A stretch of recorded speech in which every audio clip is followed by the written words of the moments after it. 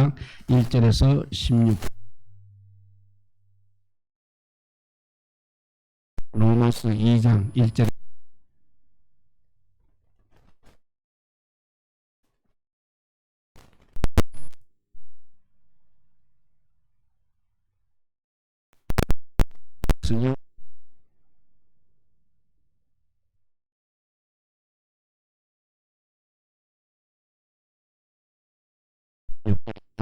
같이 읽습니다. 그러므로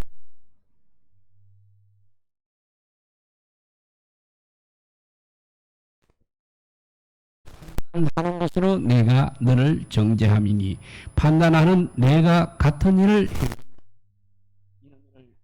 자에게 하나님의 되는 줄 우리가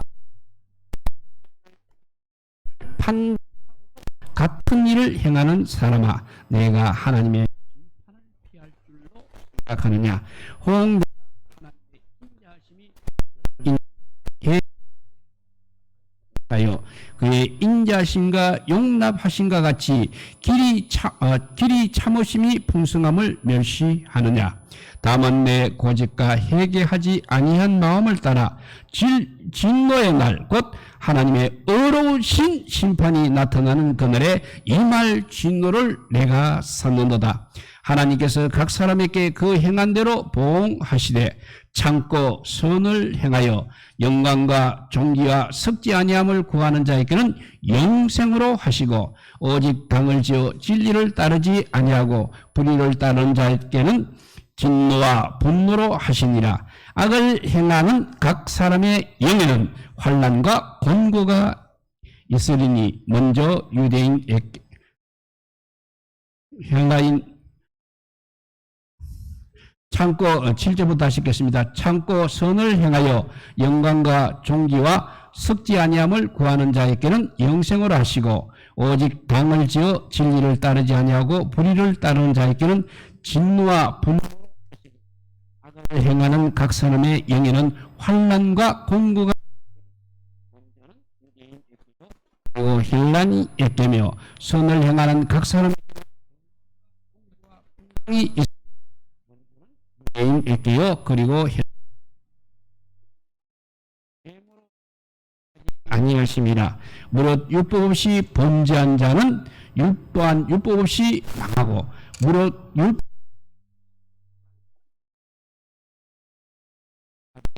하나님 앞에서는 율법을 듣는 자가 의인이 아니요 오직은 율법을 행하는 자라야 어렵다 하심을 얻으니 율법 없는 이방인이 본성으로 율법의 일을 행할 때에는 이 사람은 율법이 없어도 자기가 자기에게 율법이 되나니 이들은 그 양심이 증거가 되어 그 생각들이 서로 혹은 고발하며 혹은 변명하며 그 마음에 새긴 율법의 행위를 나타내느니라. 곧 나의 심판에 이는 비와 같이 하나님이 예수 그리스도와 곧 나의 복음에 이른 바와 같이 하나님이 예수 그리스도로 말미암아 사람들의 은밀한 것을 심판하시는 그날이라. 아멘. 예, 앞에 1절에는 하나님의 진노를 나타난다고 했습니다. 그런데 오늘은 하나님의 심판이 또 우리에게 있다는 것을 가르쳐주고 있습니다. 보게 되면 항상 짜증나는 것이 현실입니다.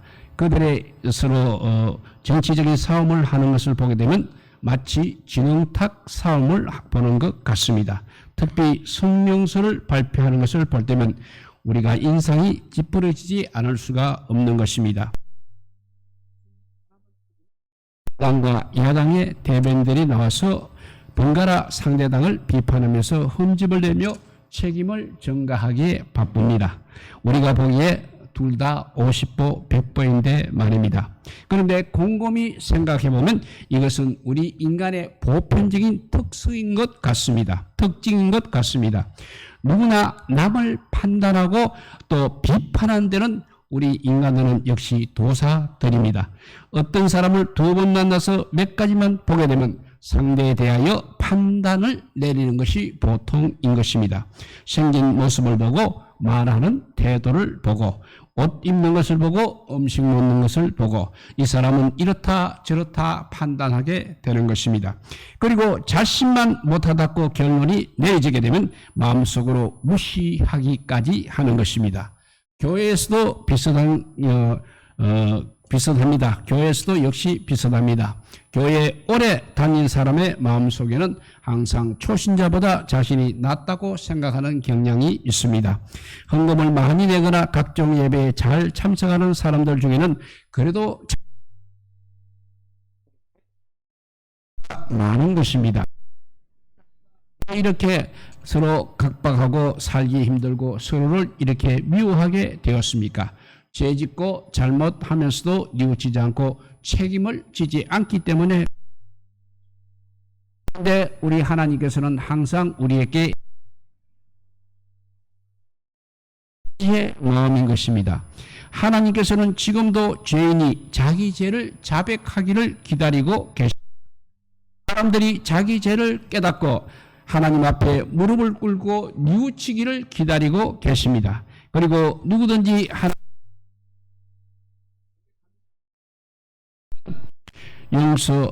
용서를 빌게 되면 용서하고 1장 9절에 이런 말씀이 있습니다. 만일 우리가 우리 죄를 자백하면 저는 미쁘시고 어려우사 우리 죄를 사하시며 모든 불의에서 우리를 깨끗하게 하시는 우리 하나님께서는 가장 기뻐하십니다. 한 죄인이 스스로를 뉘우치며 눈물 짓는 모습을 우리 하나님은 가장 기뻐하십니다. 그래서 예수님께서는 누가복음 했습니다. 내가 너희에게 회개하면 하늘에서는 회개할 것 없는 의인 99을 인하여 기뻐하는 것입니다. 이 기쁨을 얻기 위해서 기다리시는 것입니다. 그리고 오래 참고 기다리십니다. 어떤 사람은 하나님께서 계신다면 왜 이 더러운 세상을 그대로 내버려 두시느냐고 반문을 합니다. 이런 세상 빨리 끝장내고 깨끗한 세상 다시 시작하면 되지 않는 세상에 대해서 미련이 없기 때문인 것입니다.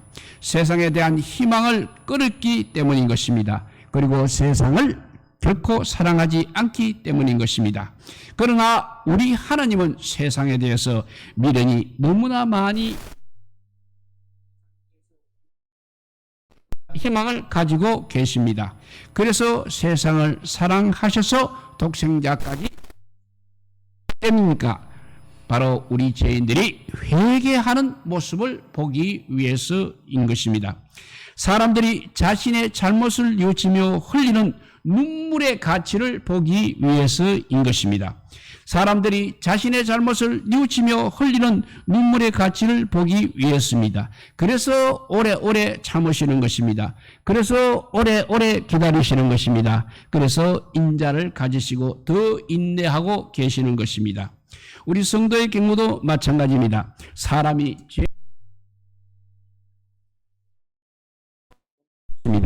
예수님을 믿어도 여전히 연약한 육신 때문에 죄를 짓게 되는 것입니다.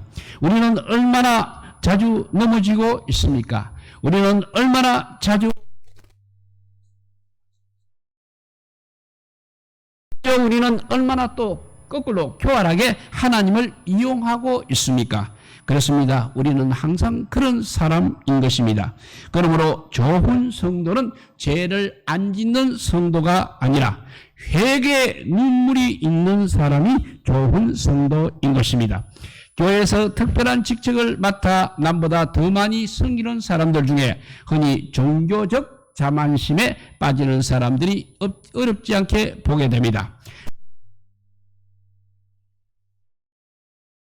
남보다 뛰어나기 때문에 자신이 더 깨끗하고 더 경건하다고 생각하는 경향이 있는 것입니다. 그러므로 우리는 꼭 기억해야 될 것이 있습니다.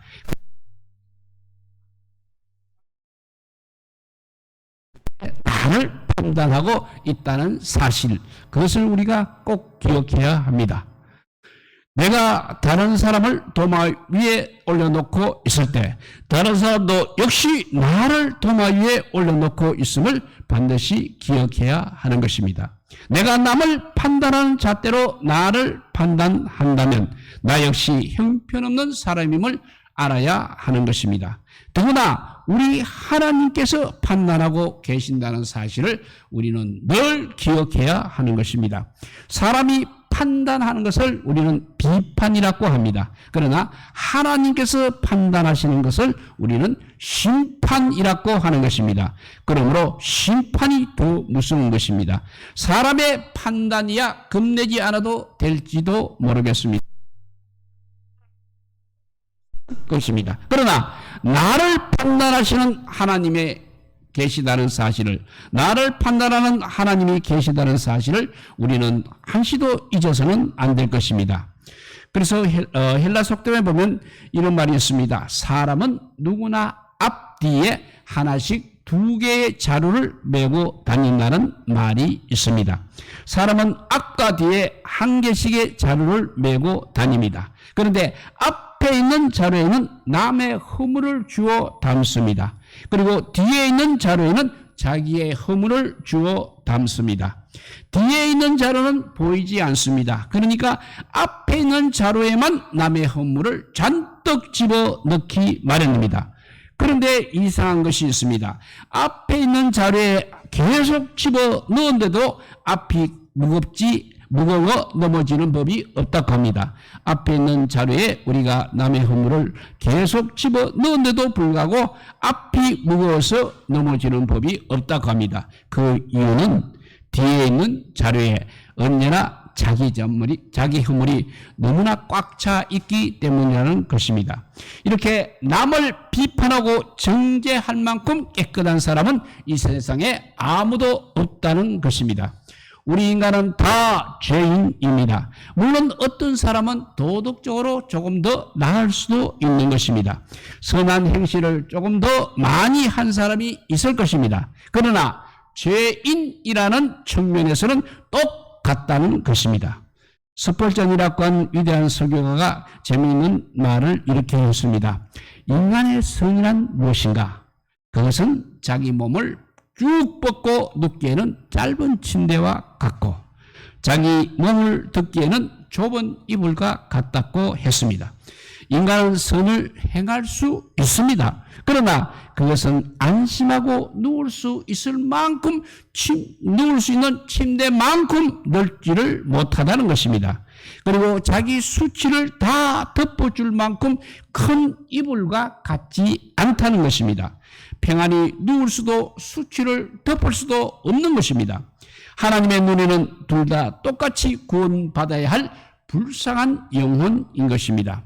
그러므로 가장 아름다운 사람은 누구라 할 수 있겠습니까? 자칭 의인입니까? 자기의 선을 자랑하는 사람입니까? 그렇지 않습니다. 회개하는 사람이 가장 아름다운 사람입니다. 뉘우치는 사람이 가장 아름다운 사람입니다. 죄인에게 있어서 가장 중요한 것이 회개인 것입니다. 죄인이 회개하면 천국이 가까이 오는 것입니다. 그래서 천국은 회개와 함께 오는 것입니다. 그래서 세례 요한은 그의 첫 설교를 회개하라 천국이 가까이 왔느니라고 했습니다. 우리 예수님도 역시 회개하라 천국이 가까이 왔느니라고 말씀하심으로 사역을 시작하셨습니다. 사람에게 있어서 가장 중요한 것은 얼마나 어렵게 사느냐가 아닙니다. 얼마나 선을 행하느냐도 아닙니다. 얼마나 좋은 일을 많이 하느냐도 아닙니다. 얼마나 자기를 성찰하고 뉘우치며 회개하는가가 가장 중요한 것입니다. 자신을 성찰하며 뉘우치며 회개하는 사람처럼 아름다운 사람은 없는 것입니다.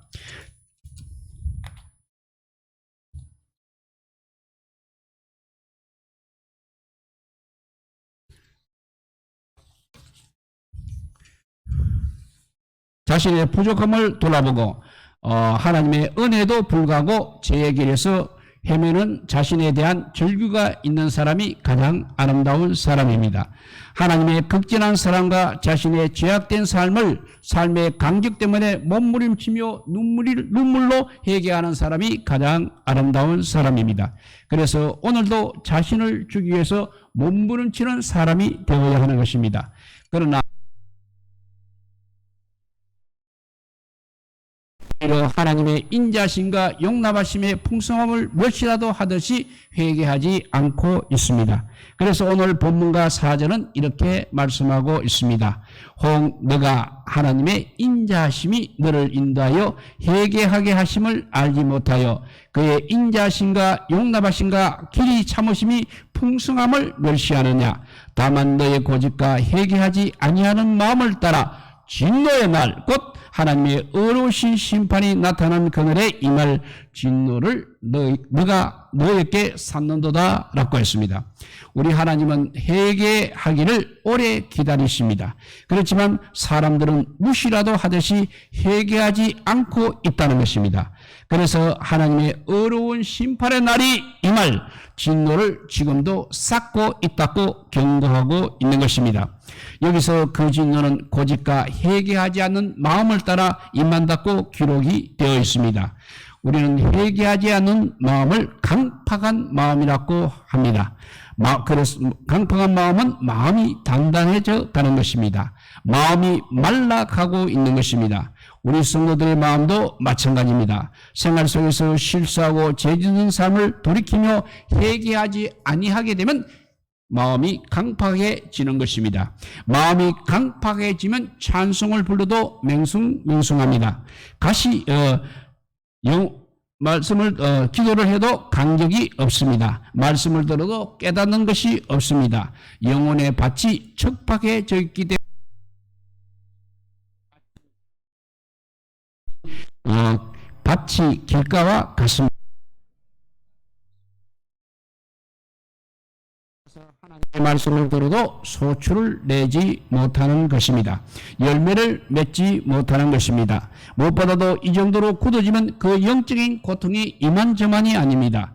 영적인 통증을 느끼는 것입니다. 이 고통에선 시편 32편 3절과 4절에서 이렇게 토로하였습니다. 내가 토설하지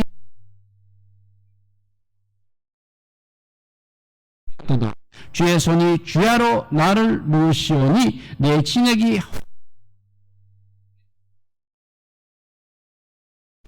죄를 우리가 토설하지 않으면 그의 영혼이 종일 신음한다. 주님께서 얼마나 자신을 압박하는지 진액이 다 빠져나가는 가뭄에 마른같이 마른다고 합니다. 우리 모두는 이러한 고통에서 입니다. 회개에 익숙한 사람은 하나님께서 귀하게 보십니다. 그러나 회개하지 않은 불신자를 우리 하나님께서는 어떻게 처리하십니까? 그대로 심판하신다고 하셨습니다. 6절에서 11절까지 회개하지 않는 사람에 대해서 하나님께서 보응하시는 방법에 대해서 기록되어 있습니다. 그리고 반대로 갚아주신다는 것입니다. 선을 행하는 자는 영생으로 갚으십니다. 악을 행한 자는 환난과 공고로 갚으신다는 것입니다. 영생과 지옥이 바로 그 사람의 행위에 따라 갈라진다는 것입니다. 그러면 우리는 우리가 지은 죄에 대해서 빠져나갈 수가 없는 것입니다. 왜냐하면 사람은 다 죄를 지으며 살아가기 때문입니다. 용서받지 않으면 다른 방법은 없는 것입니다. 오늘 본문 13절에 보면 하나님 앞에서는 율법을 듣는 자가 의인이 아니요 오직 율법을 행하는 자라야 어렵다 하심을 얻느니라고 되어 있습니다. 우리는 하나님의 율법을 잘 알고 있습니다. 그러나 이 율법 중에 한 가지라도 제대로 지킨 적이 없습니다. 10계명만 해도 그렇습니다. 1계명부터 4계명까지는 하나님과의 관계에서 지켜야 할 것입니다. 이것은 그렇다 손치더라도 나머지 6개를 한번 적용해 보십시오. 5째 계명이 무엇입니까? 너의 복을 말씀에 유하는 사람 다 없을 계명이 살인하지 말자는 말씀입니다. 안심하실지 모르겠으나 그러나 나는 살인한 적이 없으니까 안심하실지 모르겠습니다. 그러나 미워하는 자만 마음에 한 자라고 했습니다. 그리고 7번째 계명은 가늠하지 말자고 말씀했습니다.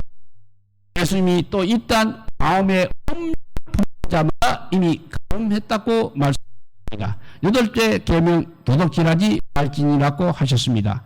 9번은 너의 이웃에 대하여 거짓 증거 말지니, 그러니까 거짓말 안 한 사람 역시 없을 것입니다. 너의 이웃의 소유를 탐내지 말지니라는 말씀입니다. 그런데 우리가 남의 것을 보게 하고 싶은 것이 우리의 인지상정입니다. 결국 어느 것 하나가 만만하지가 않다는 것입니다. 어떤 사람은 그래서 나는 율법을 모릅니다 하면서 반박할지도 모르겠습니다. 그리고 나중에 하나님 앞에 가서 그렇게 변명할지도 모르겠습니다. 하나님, 율법이 무엇입니까? 저는 율법이라는 것을 모릅니다. 저에게 언제 이런 율법을 주셨습니까? 라고 따질지도 모르겠습니다. 그렇습니다. 이렇게 말하는 것은 일견 타당입니다. 율법이라는 게 왜냐하면 율법입니다.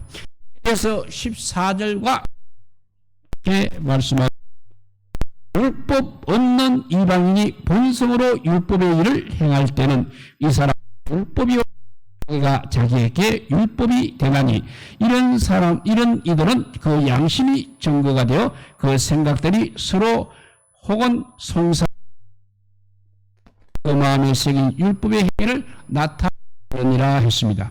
율법이 없는 이방인 무엇으로 증거를 삼는다고 했느냐 하면 양심이라고 했습니다. 양심이 해야 될 것 하지 말아야 될 것을 구별하게 분별하게 해줍니다. 율법의 기능이 있다면 해야 할 것과 하지 말아야 할 것을 가려주는 것입니다. 양심과 율법은 똑같은 것입니다. 이스라엘은 성문법 율법을 가지고 있었습니다. 그러나 모든 사람들의 마음에는 양심으로 율법을 이미 가지고 살고 있는 것입니다. 그래서 그 양심이 증거가 되어서 그 마음에 새긴 율법의 행위를 나타낸다는 것입니다. 사람이 그 사람의 죄를, 양심이 그 사람의 죄를 새겨놓고 있다는 것입니다. 그래서 결코 지울 수가 없는 것입니다. 율법의 내용은 결국 하라와 하지 말라는 두 가지로 나누어지는 것입니다. 양심도 비슷합니다. 마음속에서 해야 할까 하지 말아야 할까 하는 음성이 들려오는 것입니다. 그러므로 양심은 쓰여지지 않는 불문율법이라고도 할 수 있는 것입니다. 이방인들의 경우 그들은 이 양심의 법에 의해서 심판을 받을 것입니다. 양심은 헬라어입니다. 이는 사람이 자기와 함께 나눈 지식, 즉 자의식이라는 뜻입니다. 세상 사람들 모두를 다 속일 수는 있어도 자신의 양심은 속일 수 없다는 의미인 것입니다. 19세기 미국의 작가 에드가 앨런 포는 그의 작품 고자질하는 양심의 주인공을 통하여 죄책감으로 고통당하는 인간의 양심을 생생히 묘사하고 있습니다. 그 주인공은 아무도 모르게 사람을 죽여서 자기 집 지하실에 묻었습니다. 그런데 이상하게도 죽은 사람의 심장 고동 소리가 그의 귀에 똑똑히 들리기 시작하는 것이었습니다. 놀란 그의 온몸은 식은땀으로 촉촉이 젖었습니다. 길을 막아도 잠을 자도 이 소리는 계속해서 그를 괴롭혔습니다. 그 섬뜩한 고동치는 소리를 피할 길이 없었습니다. 마침내 그는 그 소리가 지하실에서 나는 소리가 아니라 자신의 가슴에서 울려나오는 심장의 고동소리인 것을 깨달았습니다. 용서받지 못한 죄책감에 피할 수 없는 고통을 이렇게 묘사한 것입니다. 그렇습니다. 양심은 우리들의 마음속에 감춰놓고 있는 비밀을 다 알고 있습니다. 절대 속일 수 없습니다. 사람들 앞에서야 감출 수 있을지 모릅니다. 그러나 결국에는 드러나는 것입니다. 하나님께서 우리의 양심의 뚜껑을 여는 순간 모든 것은 확연히 드러나고야 말 것입니다. 이 모든 것이 언제 드러났냐면 16절을 보면 압니다. 예수 그리스도로 말미암아 사람들의 은밀한 것을 심판하시는 그날 드러난다는 것입니다. 그러므로 우리는 그날이 이르기 전에 스스로 양심을 드러내는 사람이 복이 있는 것입니다.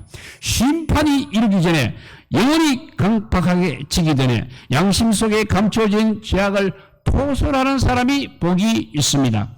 그 사람에게는 자유가 있습니다. 영혼의 자유를 누리게 됩니다. 심판 전에 회개하는 사람이 복이 있는 것입니다. 마지막으로 어느 목사님이 한 직장에 가서 예배를 인도하며 하나님의 말씀을 전하였습니다. 말씀을 전하면서 감추어진 죄들에 대하여 언급하게 되었습니다. 그러면서 이렇게 물어보았습니다. 여러분은 아무도 보지 않을 때 무엇을 하고 있습니까? 다른 사람이 모르는 당신의 진정한 모습은 어떻습니까? 여러분의 마음속에 감추어진 그것을 지금 여기 드러내놓는다면 여러분은 과연 지금 이 자리에 있을 수 있습니까? 하고 물었습니다. 예배가 끝난 후 돌아오는데 한 청년이 달려왔습니다. 그리고 상담을 요청하였습니다. 조용한 자리에 앉자마자 그는 눈물을 흘리며 말하기 시작했습니다. 목사님, 조금 전에 말씀하실 때 저는 정말 견딜 수가 없었습니다. 저는 나쁜 놈입니다. 저는 너무나 엉뚱합니다. 사람들 앞에서 저는 신실한 그리스도인입니다. 그러나 혼자 있으면 용서받을 수 없는 사람으로 살고 있습니다. 오늘도 아침 지하철을 타고 오면서도 그리스도인으로서 도저히 상상할 수 없는 생각 속에 파묻혀 왔습니다. 왜 이렇게 없는 생각으로 가득한지 견딜 수 없습니다. 어쩌면 좋습니까? 하고 눈물을 흘렸습니다. 양심을 찌르는 이 하나님의 말씀에 그래도 순박하여 스스로를 이렇게 되돌아볼 수 있는 영혼의 모습, 하늘에 계신 아버지께서도 기뻐하실 것입니다. 우리 모두에게 이렇게 회개하는 자의 축복이 우리 모두에게 풍성하게 임하기를 우리 주님의 이름으로 축복드립니다. 기도하겠습니다. 사랑의 하나님, 감사합니다. 뭐니 해도 하나님께서는 우리가 회개하기를 기다린다고 했습니다. 회개하는 사람이 가장 세상에서 아름다운 사람이라고 했습니다. 좋은 성도라고 했습니다. 회개하는 사람에게 영생이 있고 회개하지 않으면 심판이 있다고 했습니다. 우리 모두 아버지 이 예배 시간에 와서 아버지 오기 전에도 회개하고 와서도 회개하고 또 돌아가면서도 하는 죄들 되어서 영원한 하나님의 나라 사람이 되게 하여 주시기를 간절히 빌고 원하오며 우리 구주 예수 그리스도 이름으로 기도드리옵나이다. 아멘. 예, 우리 찬송가